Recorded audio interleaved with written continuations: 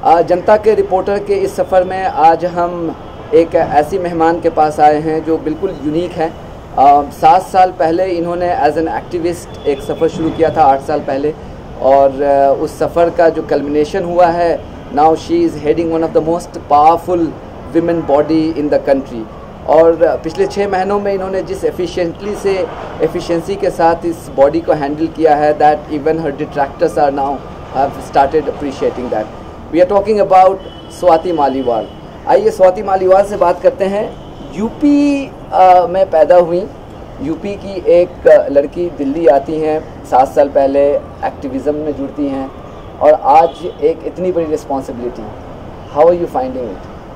बहुत चैलेंजिंग है और बहुत ज़्यादा काम है, और दुख की बात यह है कि जो यहाँ पे काम पहले होना चाहिए था वो हुआ ही नहीं था। तो हम एक बिल्कुल अनएक्सप्लोर्ड टेरिटरी में घुसे हैं और काफ़ी काम है, बहुत इंटरेस्टिंग भी है, बट डेफिनेटली बहुत challenging. One of the biggest challenges that you have is that the police is not under the state government. You have a sympathetic state government who you can actually persuade and get things done. लेकिन चूँकि एक limitations तो है जो police आपके साथ नहीं है। आपने बहुत डेलिबरेटली, जो मेरा ऑब्जर्वेशन यह है कि आपने कॉन्फ्रंटेशनल अप्रोच नहीं किया है, and you are trying to sort of get police on board in order to get your work done. Is that a conscious approach? I think सबको मौका देना चाहिए, मैं इसमें बहुत स्ट्रांगली विश्वास रखती हूँ। और मैं ऐसे बहुत सारे पुलिस ऑफिसर्स से मिली भी हूँ जो 48-48 घंटे अपना काम कर रहे हैं, और जब एक केस आता है हमारे पास, हम एसएचओ को समन करते हैं, उससे बैठ के बात करते हैं। अगर चार्जशीट नहीं फाइल हुई होती है तो हम उनको बोलते हैं कि चार्जशीट फाइल करें, और वो काम होता है। तो दोनों लेवल्स पे काम करने की ज़रूरत है। एक इंडिविजुअल हमें एसएचओज़ के साथ और पुलिस के साथ मिलके काम करने की ज़रूरत है, एक हमें पुलिस की अकाउंटेबिलिटी भी सेट करने की ज़रूरत है। तो डीसीडब्ल्यू दोनों लेवल्स पे दोनों अप्रोचेस लेके काम कर रहे हैं। डीसीडब्ल्यू ने सूचना मांगी हुई है पुलिस से, डीसीडब्ल्यू हर समय, अभी ट्रैफिक पुलिस के ऊपर डीसीडब्ल्यू ने नोटिस इशू किया, बस्सी साहब से भी डीसीडब्ल्यू ने काफ़ी सारी सूचना मांगी।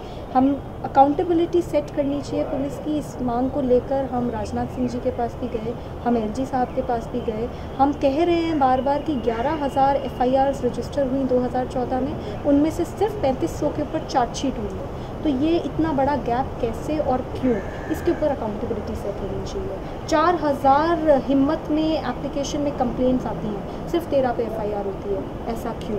इसके ऊपर भी अकाउंटेबिलिटी सेट होनी चाहिए। तो ये दोनों चीज़ें हम साथ में करने की कोशिश कर रहे हैं, और मैं ये अप्रोच लेकर चलती हूँ कि हम सामने वाले को मौका दें, और मुझे पूरा भरोसा है कि महिलाओं की सुरक्षा को लेकर हम ये सब सारी एजेंसीज़ को साथ ला पाएंगे, चाहे वो केंद्र सरकार हो, चाहे वो राज्य सरकार हो, चाहे वो LG हो, और चाहे वो पुलिस हो, और साथ मिलकर हम दिल्ली में कुछ अच्छा करें। आपने जो नंबर ऑफ़ FIRs का जिक्र किया, कुछ दिनों पहले आपने दिल्ली पुलिस कमिश्नर को लेटर लिखा था, उन्होंने रिप्लाई भी किया था।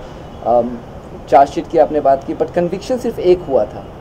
11,000 FIRs, 3,500 चार्जशीट्स और सिर्फ 9 कन्विक्शंस, और शायद यही एक कारण है कि दिल्ली में बिल्कुल डर नहीं है। और कन्विक्शंस को भी अगर हम देखें तो 3 कारणों से कन्विक्शंस बहुत कम हो रहे हैं। सबसे पहले तो पुलिस की जो इन्वेस्टिगेशन है, ना तो वो टाइमली हो रही है, और ना ही वो काफ़ी केसेस में प्रॉपर नहीं है। हमारे पास कंप्लेंट्स की भरमार है इस तरीके की। तो अगर चार्जशीट टाइमली नहीं होगी तो जस्टिस कैसे मिलेगा? अभी एक केस सामने आया जिसमें एक 10 साल की बच्ची है, उसका रेप हुआ और 20 महीने के बाद पुलिस ने चार्जशीट फाइल करी। तो when will she get justice? That is the first point. Secondly, जो फोरेंसिक साइंस लैबोरेटरीज़ हैं, अभी हमने नोटिस भी इशू करा है होम सेक्रेटरी को, क्योंकि मैंने जब फोरेंसिक साइंस लैबोरेटरीज से ये मांगा कि आपके पास कितनी रिपोर्ट्स की पेंडेंसी है, तो बड़ी हैरानी वाले फिगर्स सामने आए हैं। 1500 सैम्पल्स तो ऐसे हैं जो कि एक तरीके से ख़राब हो गए, क्योंकि 1 साल के अंदर अंदर उनका एनालिसिस होना था, तभी वो एक्यूरेट रिजल्ट दे सकते थे। तो ये भी एक बहुत बड़ा कारण है, फोरेंसिक रिपोर्ट्स मिलती ही नहीं है। और तीसरा कारण है, फास्ट ट्रैक कोर्ट्स दिल्ली में बहुत कम हैं, उनके नंबर बढ़ाने की ज़रूरत है। एक जज के ऊपर इतने केसेस लादे हुए हैं कि वो जजमेंट एक रेगुलर बेसिस पे जो डे टू डे ट्रायल होना चाहिए वो नहीं होती। फास्ट ट्रैक का आपने जिक्र किया, अरविंद केजरीवाल ने अभी सजेशन दिया था कि जो रेप केसेस हैं that should be disposed of with in 6 months। I think he said that. Do you think that's one way, of kind of, expediting the justice, in particularly in rape cases? I very strongly feel so. And अगर आप POCSO का कानून देखें जिसमें बच्चों के ऊपर जो इस तरीके के सेक्सुअल क्राइम्स होते हैं उसको ट्राई करना होता है, उसमें साफ लिखा हुआ है 1 साल के अंदर अंदर जस्टिस मिलेगा। 20 महीने के बाद तो चार्जशीट फाइल हो रही है, तो जस्टिस कब मिलेगा? तो ये प्रॉब्लम ये है कि इस देश में हम हर महिला को ये कहते हैं आप आगे बढ़ो, आप अपनी आवाज़ उठाओ, बेटी बचाओ बेटी बढ़ाओ, और अनफॉर्चुनेटली जैसे ही वो अपनी आवाज़ उठाती है फिर पूरी कायनात लग जाती है कि किस तरीके से इस आवाज़ को हमें दबाना है। क्योंकि 5-5 साल अगर रेप के केसेस चलेंगे तो वो हॉस्टाइल हो जाती है, वो गिव अप कर जाती है, वो उसको लगता है कि चलो यार मैं 5 करोड़ रुपए ले लेती हूँ और ख़त्म करती हूँ, या वो उसके ऊपर इतना फैमिली प्रेशर होता है, इतना नेबर का प्रेशर होता है कि वो टूट जाती है। तो हम इस सिस्टम को बहुत ज़रूरी है सुधारने की।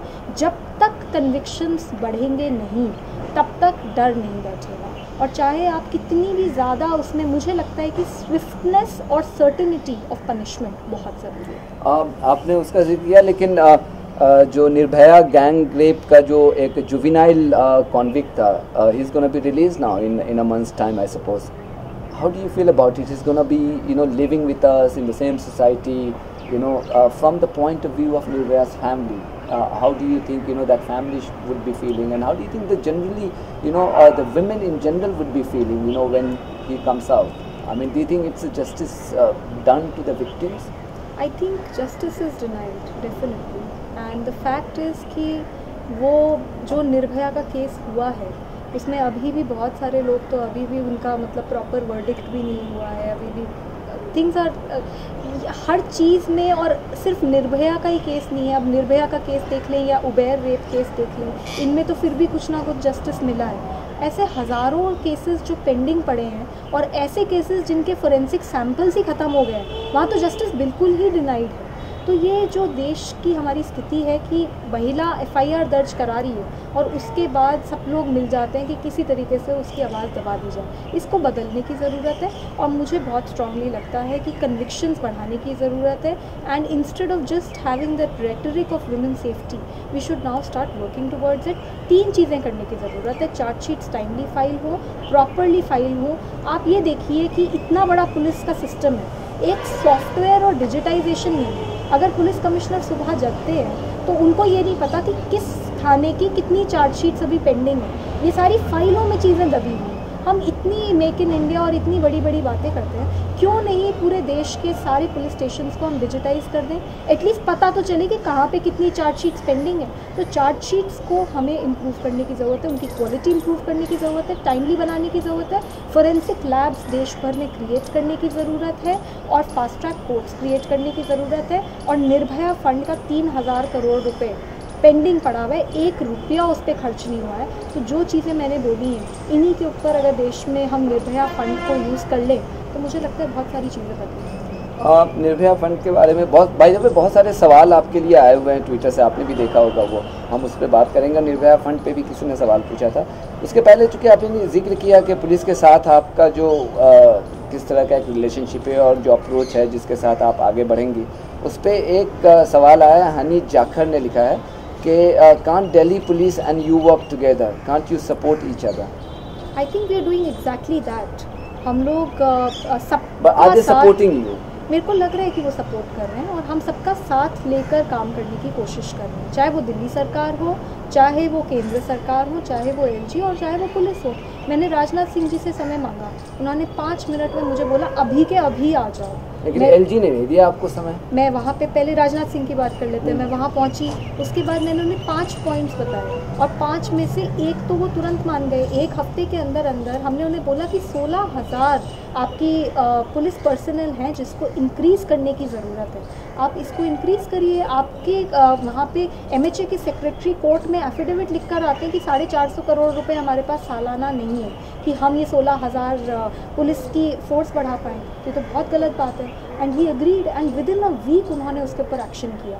तो मुझे ये लग रहा है कि हम एक प्योर इंटेंशन से और दिल से काम कर रहे हैं, और वो लोगों को दिख भी रहा है और लोग सपोर्ट कर रहे हैं। और जहाँ तक LG के समय का बात है, तो LG ने एक मीटिंग फिक्स करी और उसके लिए वो डिले हो गई, जिसके लिए मेरे को बहुत आहत हुआ, क्योंकि मुझे लगता है कि वैसे ही काफ़ी दिनों के बाद एक कोऑर्डिनेशन कमेटी बनी है। और मुझे लगता है कि चाहे बाकी सारी चीज़ें वेट कर सकती हैं, पर coordination committee on women safety wait नहीं कर सकती है, और हफ्ते दर हफ्ते उसको डिले करना सही बात नहीं है। लेकिन अब हमें फिर सूचना मिली है कि अब 10 तारीख को वो मीटिंग, तो पहली मीटिंग है, हम जाएंगे। और मेरा बस एक ही अप्रोच है, चाहे वो दिल्ली सरकार हो, चाहे वो एलजी हो, चाहे वो केंद्र सरकार हो, पुलिस हो, ना तो मैं राजनीति करती हूँ और ना ही किसी को राजनीति करने दूंगी महिलाओं के मुद्दों पर।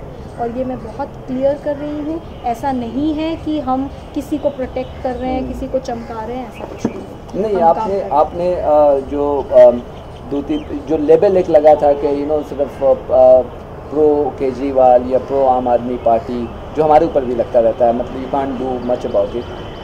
जो अब मैंने देखा कि सोमनाथ भारती के केस में जो आपने स्टैंड लिया, या फिर अलका लांबा के केस में भी जिस तरह से प्रोफेशनली आपने हैंडल किया, आई थिंक सब लोगों ने सराहा। लेकिन वो you bit conscious those times when it happened? Let's talk about Alka Lamba. When Alka Lamba thing happened, were you conscious that you had to prove a point here? I'm not proving any point. This is the way I am. I'm not a political person. मैं activist हूँ, और मुझे लगता है कि मैं उन लोगों की आवाज़ तक पहुँचना चाहती हूँ, उन महिलाओं तक पहुँचना चाहती हूँ जिनकी कोई आवाज़ नहीं है, और बहुत बड़ा काम है। और उससे मैं राजनीति, इस पूरे महिला आयोग को राजनीति का अखाड़ा जो ये बना हुआ था, मैं इसको राजनीति का अखाड़ा नहीं बनाना चाहती। मैं चाहती हूँ कि यहाँ पे काम हो। मुझे लगता है 3 साल बहुत कम समय है, और मेरे पास समय ही नहीं है राजनीति करने के लिए। मुझे जो ठीक लगता है मैं वो करती हूँ, और मैं बहुत क्लियर हूँ कि मैं इस प्लेटफॉर्म को किसी भी तरीके से इसका राजनीतिकरण नहीं होने दूँगी। अगर किसी को ज़रूरत है तो ज़रूर साथ रहेंगे। अब अलका लांबा के केस में जो दूसरे पार्टी ने जो कहा टीवी पे, वो बहुत गलत बात कही थी, वो कहीं से भी एक्सेप्टेबल नहीं है। अब जस्ट बिकॉज वो आम आदमी पार्टी की एमएलए है तो इसका मतलब ये तो नहीं कि मैं दूसरे की सपोर्ट करूँगी। मैं उस तरीके का पॉइंट नहीं प्रूव करी, लेकिन हम उसका किस प्रकार से उसको क्या हमारा बस यही काम है कि इस केस को अब हम मीडिया में उछालें, ये करें, मैं उसमें विश्वास नहीं रखती। मुझे ये लगा कि ये केस में गलती हुई है, मैंने रिकमेंड करा कि एफआईआर दर्ज करें, पुलिस को मैंने रिकमेंड भी करा। इट्स अनफॉर्चुनेट दैट पुलिस ने हमारी रिकमेंडेशन अभी तक नहीं मानी, और अब आगे हमारे पास बहुत सारे पहलू खुले, हम उसके बारे में ज़रूर सोचेंगे। बट मेरा मकसद ये नहीं है कि मैं राजनीति करूँ यहाँ पे, जो मैं कर रही हूँ और ना ही किसी को कर रही हूँ। हाँ, that's important, right? Because women's safety can't be politicized. That's very important. Nowadays एक चीज़ें ये बहुत आ रही हैं और काफ़ी तेज़ी से आ रही हैं, जिसके लिए जो मेल फ्रेटर्निटी में और even lot of female fraternity में भी एक ये है कि अब चूँकि विमेन इश्यूज़ इतनी फोर फ्रंट पे आ रही हैं, तो इसके मिसयूज़ भी बहुत ऑब्वियस है कि छोटी छोटी चीज़ों पे आदमी इसको मिसयूज़ करके टू गेट इवन विद और settle some personal scores and all. How do you deal with that, the false cases of rapes, let's say? See a lot of such men. By the way, ये सवाल आया है, ये सवाल किसी ने पूछा था, इनका नाम है स्मृति रंजन बिस्वाल, ये उन्होंने सवाल आपसे पूछा। सो बहुत सारे इस तरीके के केसेस आ रहे हैं, और काफ़ी ऐसे आदमी भी आ रहे हैं जिनका सपोज़ केस चल रहा है, तो वो अपनी पूरा का पूरा प्रूफ लेकर आते हैं कि देखिए हमारे साथ ये हुआ, ये हुआ, ये हुआ। एक केस है जिसमें कि एक महिला ने शादी करी पहले, और पहली भी कोई शादी हो रखी थी, एक दूसरे आदमी से भी शादी कर दी, और पहले आदमी पे भी रेप का केस लगा दिया और दूसरे आदमी पे भी रेप का केस लगा दिया। ऐसा उस आदमी का क्लेम था। हमने महिला को समन करा 2-3 बार, वो नहीं आई, और जो उन्होंने प्रूफ दिखाए, फ़ोटोज़ दिखाई, शादी के सर्टिफिकेट्स दिखाए, तो ऐसा लगा कि हो सकता है ये आदमी जो कह रहे हैं ये सही है। तो हमने वो केस फिर उसी तरीके से डील किया। तो मैं बस ये कहना चाहती हूँ कि क्योंकि हम एक महिला आयोग हैं, इसका मतलब ये नहीं है कि हम सिर्फ महिला करेंगे। अगर किसी आदमी के साथ कुछ गलत हो रहा है तो हम उस आदमी के साथ हैं। We are a constitutional statutory body, our role is to provide justice, हमें जस्टिस देना है। तो जस्टिस में कभी कभी हो सकता है कि कोई महिला भी गलत हो, लेकिन एक चीज़ भी हमें ये समझनी पड़ेगी, जो महिलाएं ऐसे गलत केस करती हैं वो बहुत गलत है, क्योंकि उनकी वजह से बहुत बड़ा तबका है महिलाओं का जो जेन्युइनली परेशान है। उनको लोग ये सोचते हैं कि अरे ये भी झूठा, That's not fair to them, That's not fair to them. लेकिन ये भी मैं बता दूं कि अभी भी जो रियल केसेस हैं उनका नंबर कहीं ज़्यादा है than the number of so called false cases. तो ये भी एक सच्चाई है जिसको, एंड मुझे लगता है कि over a period of some time, अभी तो हमारे पास कोई डेटा नहीं है, हमारा खुद का सॉफ्टवेयर नहीं है, डिजिटाइजेशन नहीं है, फाइल्स 2000 पेंडिंग पड़ी हैं, commission was in a huge mess. Do you have any fund? Do you have enough fund? Do you know? Right now funds are not really a problem. Okay. अभी पहले 3 करोड़ था, इस साल 7-8 करोड़ हुआ है, but the problem is the bureaucracy. तो अब जैसे फंड्स आए हैं, अब हम उसको यूज़ करना चाहते हैं एक पर्टिकुलर एस्पेक्ट पे, बट एक तरीके की आर्म ट्विस्टिंग होती है जो ब्यूरोक्रेसी हर बार करती है। तो अभी I am participating in it, I am trying to understand, and then sometime I want to raise this issue that at the end of the day we are statutory body, we are independent commission. How can, अगर मैं flight लेती हूँ, suppose मेरे को Orissa state women's commission ने बुलाया, मेरे को फ़्लाइट लेनी थी, तो उसकी भी फाइल चीफ सेक्रेटरी तक जाएगी। तो these kind of problems, it's a huge. You don't have any sanctioning power, the approval you right, can't use. But then the point is we are still doing it, and Okay. I would like them to question us, because Okay. the fact is that we are Very an independent commission, and we don't have to be accountable to anybody in order to get something done. So we are following that approach, and we will be doing it. That But attitude comes from your activism day, I suppose. I think so, and the fact is that it's a independent commission. Yes. It is an Has independent anybody commission. said anything to you? No, they not haven't. like that. And I haven't even taken this to the right authorities as of now. Right. Because right. there is absolutely, it's like a firefighting is happening every day. So I'm not really getting time to sort out these back-end issues, but these are issues. Right. And this must be happening all across, and that is because the bureaucratic system has been like that, and it will take some time to change it. There is the same person is also asking the question that the cases that you are working or you have disposed of, do you have any plan to put them on, sort of a website, on a Actually, we public can domain? put a number on the website, but because all these cases are highly confidential, so we cannot display the names of the people. So we can, and we intend to do that how many domestic violence cases came, what is the present pendency, we would really like to do that. But as of now, please understand that 2000 cases were pending from 3 years in the commission. There was no complaints handling policy, there was no standard operating procedure, किसी को पता ही नहीं है कि किस case को कैसे handle करना है। छोटा सा एग्जाम्पल है, डोमेस्टिक वायलेंस का केस है, घरेलू हिंसा के केस में सीधे वो केस को आपको या तो कोर्ट भेजना पड़ेगा जिससे कि डोमेस्टिक वायलेंस एक्ट उस पर लागू हो, या किसी मीडिएशन सेंटर में भेजना पड़ेगा कि हो सकता है पति पत्नी की 1-2 हियरिंग में आपस में झगड़ा सुलट जाए, and you go ahead and they live happily. 3 साल से वो केसेस हमारे कमीशन में पेंडिंग है। उनको बुला लेते हैं, पति को बुला लेते हैं, पत्नी को बुला लेते हैं, आपस में उनको ज्ञान दे रहे हैं कि तुम आपस में मत झगड़ो। किसी भी कानून में नहीं लिखा है, क्रिमिनल एक्ट है, हमारे ऊपर FIR होनी चाहिए अगर इस तरीके की चीज़ें हम कंटिन्यू करेंगे कमीशन में। तो हमने सबसे पहले तो एक स्टैंडर्ड ऑपरेटिंग प्रोसीजर बनाया है। अगर हमारे पास कोई केस आता है, हम उस केस को करेक्ट अथॉरिटी के पास भेजते हैं, बट हमारा काम, हम कोई पोस्ट ऑफिस नहीं है कि हमारे पास आया हमने पोस्ट कर दिया, नहीं, हम उसको एंड तक उस केस को परस्यू कर रहे हैं। अगर हमने डालसा में भेजा तो क्या फ्री लीगल एड लॉयर मिला या नहीं मिला, अगर नहीं मिला तो मैं उसको बोलती हूँ कंप्लेनेंट को मेरे पास आना, मैं यहाँ पे बैठी हुई हूँ। एक है मेघा, इन्होंने सवाल पूछा है कि जो आपका जो सिस्टम है और इसमें सारी चीज़ें परफेक्ट नहीं है और आपके जो चैलेंजेस हैं, do you think by recruiting more women will kind of help you? I think we need to recruit more people. मुझे ऐसा लगता है कि जो कैलिबर होता है उसमें वो ऐसे नहीं होता कि विमेन को ही आप इन्वॉल्व कीजिए। बहुत सारे आदमी भी ऐसे हैं जो कि बहुत सेंसिटिव हैं महिलाओं को लेकर और जो बहुत अच्छा काम करते हैं महिलाओं को लेकर, तो हम उन्हें भी रिक्रूट कर रहे हैं, उनको भी इन्वॉल्व कर रहे हैं। बट ऑफ कोर्स कुछ जगहें ऐसी होती हैं जहाँ पे सिर्फ महिलाओं को इन्वॉल्व करना चाहिए, जैसे जो हमारा रेप क्राइसिस सेल है। अब मैं नहीं एक्सपेक्ट कर सकती एक रेप विक्टिम को आकर अपनी गाथा एक आदमी को बताने के लिए, बिल्कुल नहीं होगा। बट कुछ जगहें ऐसी हैं जहाँ हम आदमियों को भी इन्वॉल्व कर रहे हैं, जहाँ उनकी रिसर्च भी यूज़फुल है। तो just because it's a women commission, it's not right that we should only involve women. I very strongly feel कि हमारे देश में प्रॉब्लम ही ये है कि जब हम महिलाओं की बात करते हैं तो हम सिर्फ महिलाओं से बात करते हैं। हमें आदमियों से भी बात करनी पड़ेगी, हमें बच्चों से भी बात करनी पड़ेगी, हमें लड़कों से भी बात करनी पड़ेगी। और जब एक आदमी विमेन कमीशन में इन्वॉल्व होता है तो इनफैक्ट आज मुझे कल परसों हमारा जो PN है वो मुझे बता रहा था कि मैडम मैं तो जब से यहाँ पे आया हूँ इतना सेंसिटाइज हो गया हूँ कि मैं तो जब घर वापस जाता हूँ तो अपनी, मैं सुबह से यहाँ पे काम करता हूँ, बहुत मेहनत करता है, मैं देखती हूँ, बहुत सालों से है महिला आयोग में। कहता है मैं जब रात में वापस जाता हूँ तो सब्ज़ी वब्ज़ी मैं काटता हूँ, सारा काम मैं कराता हूँ, और सुबह आता हूँ तब भी मैं सारा काम कराता हूँ। तो इस तरीके से ये एक अपॉर्चुनिटी है आदमियों को भी सेंसिटाइज करने की। एक अभिषेक पूछ रहे हैं कि does DCW look after the victims of violence and provides rehabilitation and counselling? Right now there is a procedure, एक विक्टिम्स कॉम्पनसेशन फंड है जो डालसा देता है, बट उसमें बहुत सारी समस्याएं हैं। हमने आकर सरकार से डिमांड किया था कि विक्टिम कॉम्पनसेशन स्कीम काफ़ी सालों से पेंडिंग पड़ी है, इसको रिवाइज़ कीजिए, तो उन्होंने रिवाइज़ कर दी है और आई थिंक फाइल अभी LG ऑफिस में है, बट उसमें भी हमने बाद में रियलाइज़ किया अभी काफ़ी सारी समस्याएं हैं।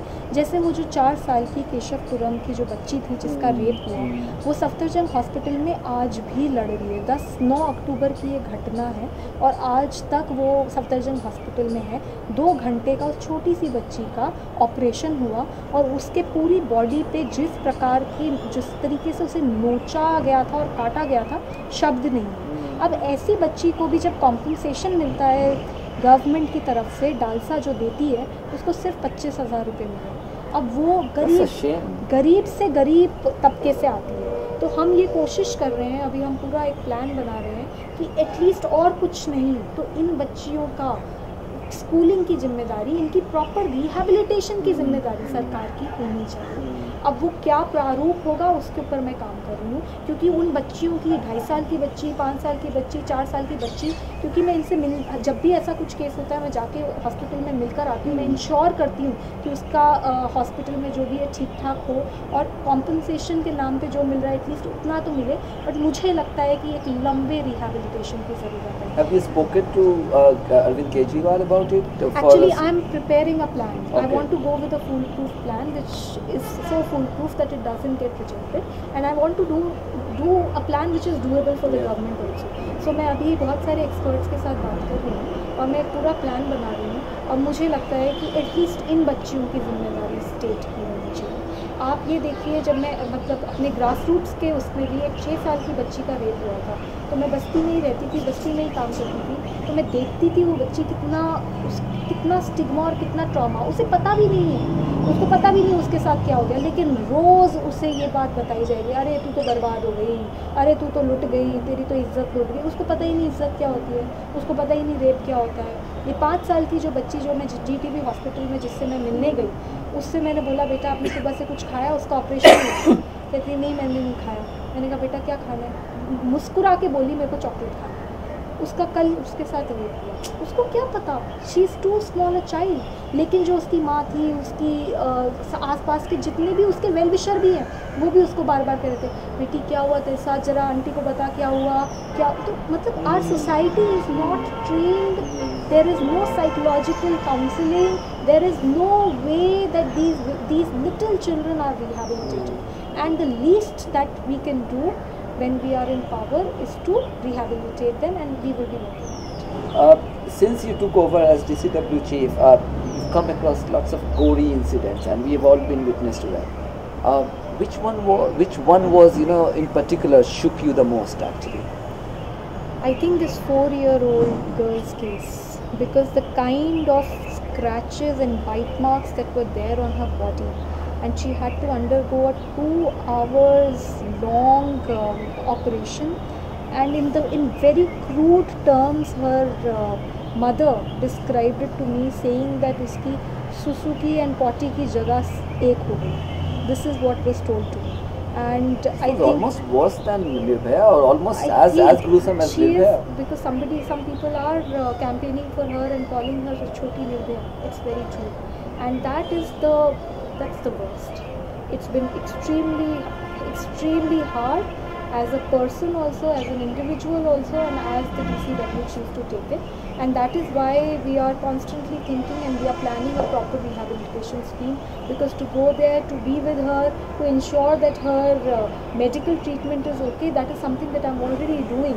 The parents have my direct phone number, and once they called me, I was there, and it's absolutely, I'm in direct touch with them, my office is in touch with them, I'm directly in touch with them, but that's not enough. a lot more needs to be done for such children, and DCW is absolutely committed to it. GB road में visit से पहले आपके एक बयान ने काफ़ी controversy ये कर दी थी. In hindsight, do you think it was a mistake, or what was the thinking behind it? Absolutely, I don't think it was a mistake. Because when I went to GB Road, I was told that in a month 6 lakh condoms are being used there. And I spoke to over 150 women, because we spent like 9 o'clock, say we were there till 8 in the evening, and then even the next day and various days we spent there, and even before that. So the women, once they started opening up, they have told us such gory sexual activity that they are forced into, जो मैं बता भी नहीं सकती. So that's what you meant. I meant that ये जो चीज़ें हो रही हैं, ये तो बिल्कुल unaccounted for है.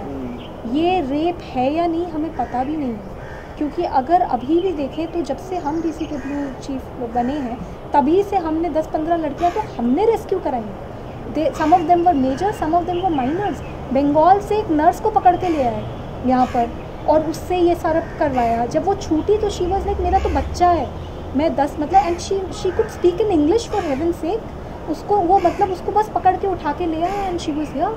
एंड वो इतनी डेस्परेशन में थी बाहर निकलने की. 21 साल की थी, 12 साल की लड़की को रेस्क्यू करा रहे हैं हम, 13 साल की लड़की को रेस्क्यू करा रहे हैं. तो सर रेप नहीं है तो फिर क्या है?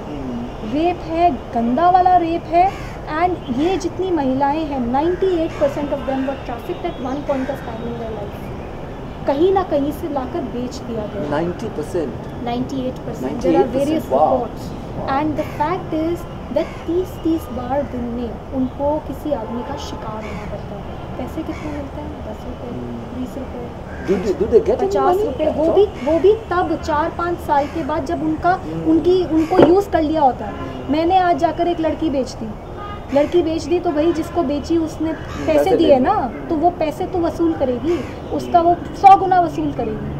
पहले ही साल में पूरी कोशिश करते हैं कि लड़की प्रेग्नेंट हो जाए और बच्चा ले लेते हैं उसका, तो वो एक तरीके से आपके कब्जे में आ जाए, ब्लैकमेलिंग. और उसके बाद 3-4 साल तक उसको एक फूटी कौड़ी नहीं मिलती.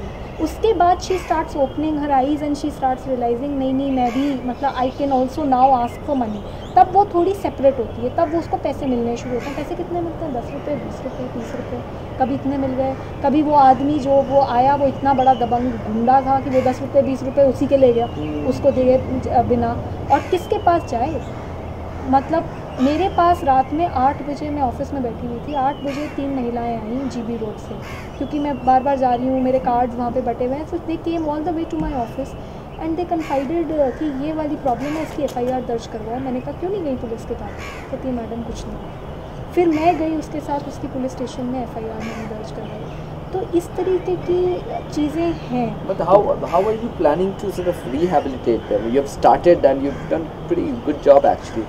But now the question is to get them out and to also rehabilitate them, Right. to make them part of, sort of the sane society. How are you going to do that? What's the plan? So in 2012 एक committee setup हुई थी chief secretary के अंदर, जिसको इसको पूरे को rehabilitate भी करना था एंड ट्रैफिकिंग कंट्रोल करना था.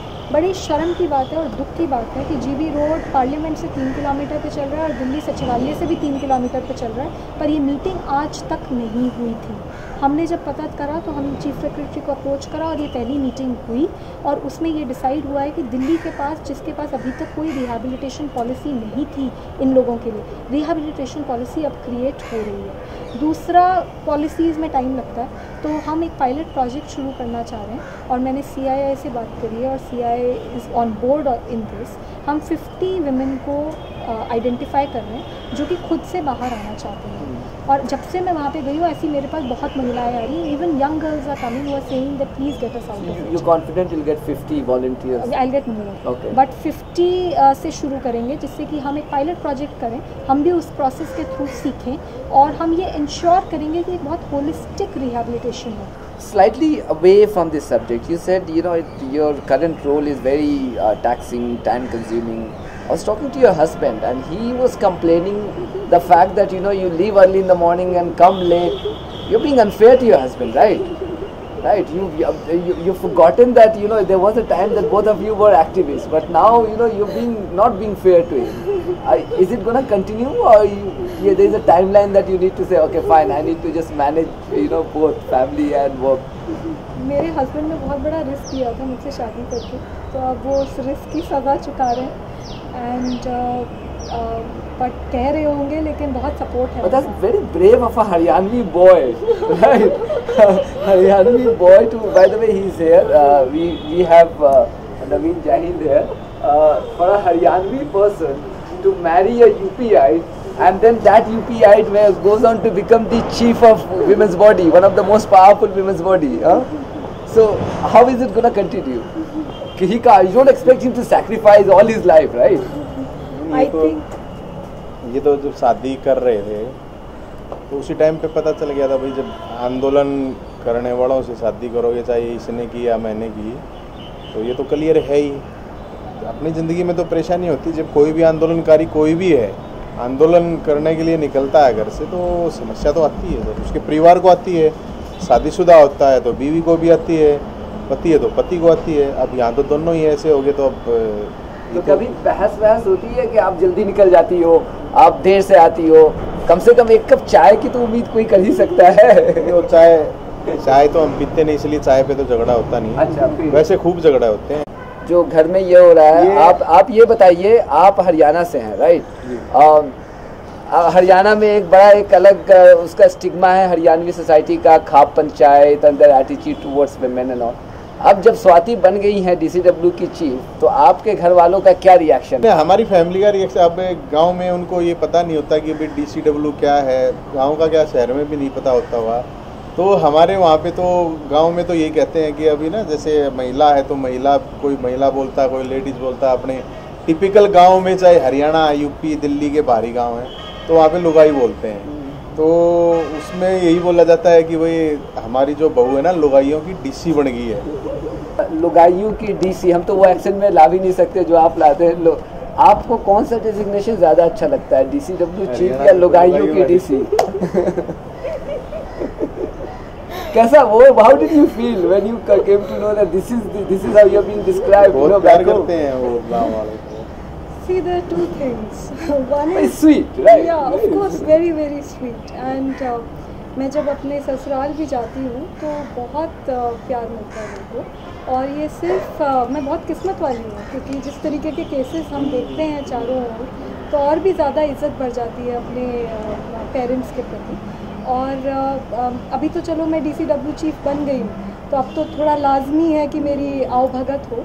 लेकिन 3 साल से जब से मेरी शादी हुई है, मेरे को बहुत ख्याल रखते हैं और बहुत अच्छे से सब लोग करते हैं, बहुत प्यार करते हैं मेरे सारे गांव वाले, नवीन के सब गाँव वाले।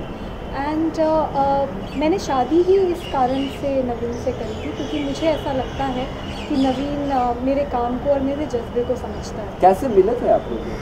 अन्ना हज़ारे। अच्छा, तो अन्ना हज़ारे में ये भी बिल्कुल फिल्मी तरीके से। Very good, very good, very good. So you are indebted to Anna Hazare. Very good. इस तरह है ना कि अन्ना हज़ारे आंदोलन में हम दोनों यंगेस्ट कोर कमेटी मेंबर थे। ओके। एंड मैं 10 साल से काम कर रही थी ज़मीन पे, नवीन भी काफ़ी समय से काम कर रहे थे ज़मीन पे, और हमें दोनों को लगा कि हम दोनों की थॉट प्रोसेस तो बहुत चीज़ों पे नहीं मिलती, क्योंकि वो एक हरियाणा से आते हैं और उनकी अपनी हरियाणवी टेंडेंसीज़ बहुत स्ट्रॉन्ग है।